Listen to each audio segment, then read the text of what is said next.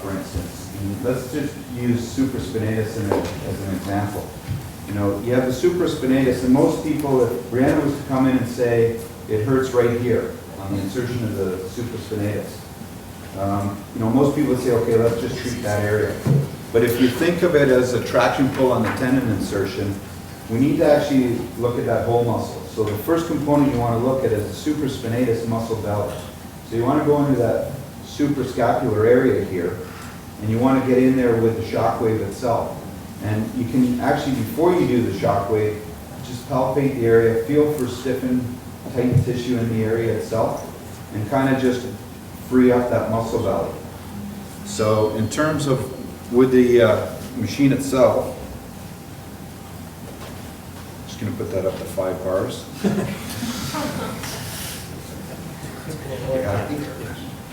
And so a lot of the times what I'll do is we'll just come in on the actual muscle belly itself. Now, one of the other interesting parts we have is some of the therapists now are using less and less gels and topicals to conduct the current. They want to actually increase the friction in the area. So we have some therapists that aren't even using any gel at all on the tissues, but we will. Just the gel. You're too tight. Dr. Bergesmeyer and I we would debate that with Chris because of the propagation of the shockwave itself. You need that coupling gel, but We'll prove it. yeah.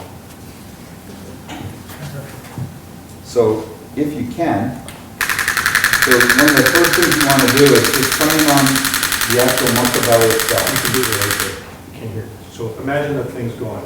Okay. Go on. Is that how you do your surgery?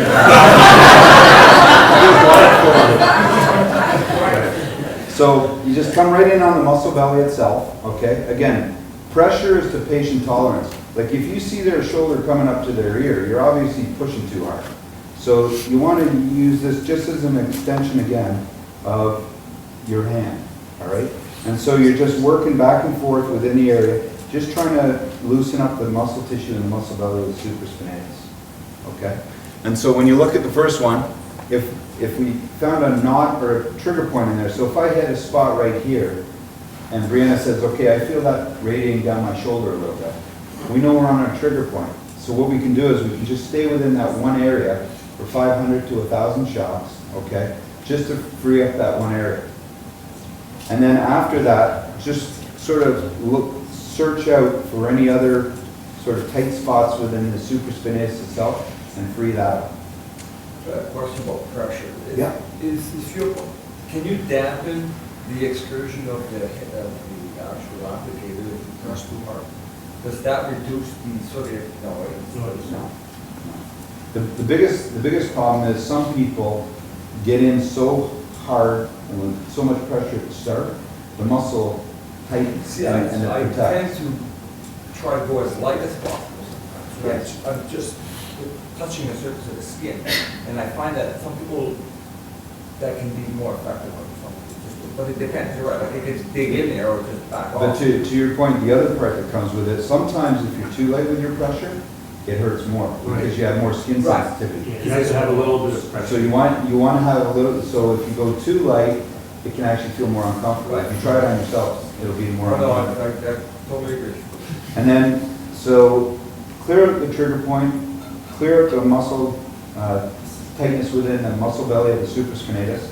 And then if we took Brianna's hand and we just tucked it behind, okay, we could have her point right to that spot of insertional tenderness. And right on that insertional tenderness, now we can get in there. And we can actually work on the insertional tenderness right on that spot. Okay? So it becomes threefold. So I think before, what we used to look at in 2006 is it hurts here, we're just going to shockwave right here. And I think over the years what we've been able to do is take a look at it more on a global approach for that area and free it up. Did you want to add anything to that one, or are you okay? No, I think that's good. You just have to remember when Dr. Bergesmeyer did his double-blind studies, you have to take variability out of it to get published and approved by the FDA. So you have, when we had the plantar fascia, it was always on that spot. When you had the elbow, it was always on that spot, and we used 84%. when you start using the techniques that Chris and Dr. Gleitz have shown, you're going to even have better results. Yeah, so we're hoping to take that, what was it, 75% success rates on some of those areas, and increase those success rates to be, 85 to 90% or 95%. And then, so that's the first one. So getting to the Achilles tendon, just being a little more specific, the client comes in and they point to tenderness on the Achilles tendon itself. So we think Achilles tendonitis, okay, or tendinopathy. And what we have to appreciate is we have to appreciate the full complex. So the full complex here would be, we want to come right up into the gastrocs, both the lateral head, the medial head, and we want to look at the soleus deep down below. And we want to sort of seek out any trigger points that would be in that area. And again, trigger points, we're looking for an area where you can put direct pressure down, and it can be hard pressure, especially with the soleus because it's deep within. So you really press down into the tissues, and if it creates a little bit of a referral pain, then we know that's a trigger point. So what we want to be able to do is we want to be able to get in on that spot with our phantom shockwave. And again, pressure, you can really get down in, right, Cheryl? Tap out. I hear you. Cheryl has got the coolest last name. You want to tell them what your last name is? Broadhurst. That's not very cool. So right in through here, that's a tender area. So you can shockwave it and loosen it. Now just envision on this calf, if you take the tension off up here, this has a lot more elastic component than the Achilles tendon. So by taking the tension off up here first, before you go down and treat, again, you're gaining a lot of, you're decreasing sensitivity on that, potentially where that focal point is. And then the next component, once we get rid of the muscle belly, the trigger point, then we can come in right where the calf and the Achilles tendon come together. And what we can do is we can really free that up. Now, you can do it by keeping stationary in the area, but we actually use is a lot more of a sweeping motion, and specifically right where the Achilles and the muscle belly comes, so the musculotendinous junction. We just kind of clear that whole area out. 1,000 to 2,000 shocks. Excuse me. Yes. The pressure during the sweeping motion, is that the same indication as when you're searching for the tightness in the shoulder? Yeah, it's good point. You want to try to go as deep as you can to patient tolerance, but again, respecting the fact that, that 3 out of 10 to the client, like, you don't want to go over a 3 out of 10. So let me know if you go higher than a 3 out of 10, let's scale it back a little bit. Either the pressure, and then if it's still sensitive, then you just got to turn your energy down. Okay. And then the other adjunct to that, which Chris will be getting shortly within the week, is this V-Actor head. And again, it works very, very well. This one we can turn on, and it's a combination of shockwave and vibration. And after Chris has used that handpiece, you can use this one and do it the same way. How does that feel, by the way? So it really has your patient, what Chris emphasized, leaving with a very, very good feeling, and helps them with the muscles, with the lymphedema, any of that sort of stuff. This is a very, very good adjunct for that.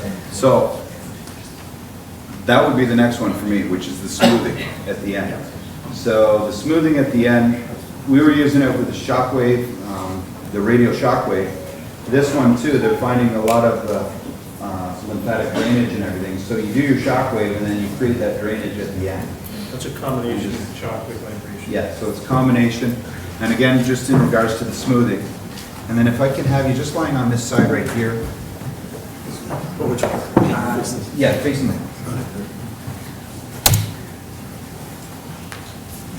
And these are the ones. Wait, what dose are you using, Chris, when you're treating Achilles tendonitis? I'm sorry, what was What that? dose are you using? What bars, what hertz are you using? Yeah, so it's patient toleration, but the biggest thing, most of the time what we'll start with is at about a level of 2. If they tolerate it well, we'll move up. If they don't tolerate it, we'll back down. As you can see with Charlton there, when I was pushing just on that trigger point, just the pressure alone was giving him sensitivity. So that would be a good indication for me to start at a lower energy and build my way up. And what you'll find is as the tissues become tolerant to the energy going in, you'll be able to lift up your energy in bars. Most of the time frequency for me is 11 for most of my treatments, and then 15 for the smoothing part. I like to use 15 hertz as smoothing. But, you know, I saw in the studies, they're using 8 hertz and whatnot. Most of mine are 11 and 15, and some of our therapists use 13. And this is preset, so you don't have to do anything with this now with the new generation. It's preset for the frequency and the energy level, so you don't have to worry about it. It's all preset. And built. And the vibration handpiece. And so the last one, just talking in regards to some of these fascial pathways, you know, if we think of that whole lateral fascial pathway coming on down the lateral side of the leg, most of the clinicians know the Ober's test, where you sort of bring the hip back into extension, let it drop down. And what you find with a lot, especially runners, they'll be really stiff along that whole lateral pathway. And a lot of times what I'll find is with that stiffness is a weakness in the glute medius, okay? And so what we want to do is we would test it out, positive Ober's test on this side. Are you relaxed with that? That's okay. Right on your stomach here for me if you can. So the first thing we would do is the herniated trigger point. And in fascial distortion model, one of the most common areas is what we call a bullseye, right deep into the buttock. And so you hit the bullseye, and that's where we would use the Shockwave right away. Did I turn it up to 8 for me here? You'll find the tender point, and you'll release that trigger point right away. And sometimes just releasing that herniated trigger point, it'll cause a lot of referral pain into different areas. The second part, though, is when we take Charlton back into the sideline position, sometimes that tight IT band it'll drop right down. So the Ober's test will now become sort of within normal limits. If not, then the next step is looking at the primary trigger band. So our primary trigger band down the lateral side, you can find the most tight band along, and then you'd use the sweeping motion, again for anywhere from 1,000, but realistically 2,000, and if it takes more than 2,000 to loosen it up, again you're using it in a much broader area. So you just start using the Shockwave to loosen up that whole lateral band. Sometimes you free it up right through here, and they'll say, I feel tightness now into my shin. So you can even come down and just work it through on the perineal side. Okay?